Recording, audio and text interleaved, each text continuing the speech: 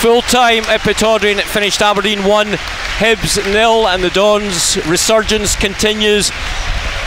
A game played in dreadful conditions. The only goal of the game, a piece of pure magic from Gary Mackay-Steven in the 40th minute with a left foot shot after a poor Porteous clearance that left Adam Bogdan absolutely helpless. But Stewart Duff, it was a game well managed by Aberdeen.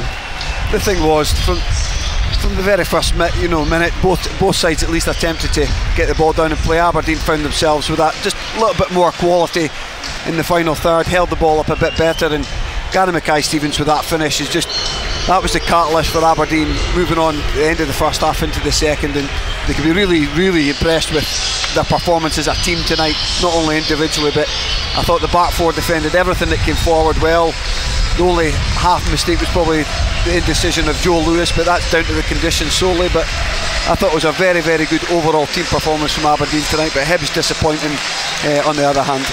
And Andrew, we go into the international break. Makes so much a difference if you go in on the back of a win. It means the 2 weeks we can enjoy as opposed to can't wait for the next game. Yes, exactly. I mean, it was hard fought, as have all the Aberdeen Hibs games been this season, but Aberdeen ground out the victory. It was a much better performance from the team than it was at Kilmarnock last week, but it's the same 3 points, a clean sheet which will please the manager no end, and once again Gary Mackay-Steven produces that bit of magic that separates the sides. 3 players booked for the visitors: Stephen Mallon, Ryan Porteous and Mark Milligan, the captain.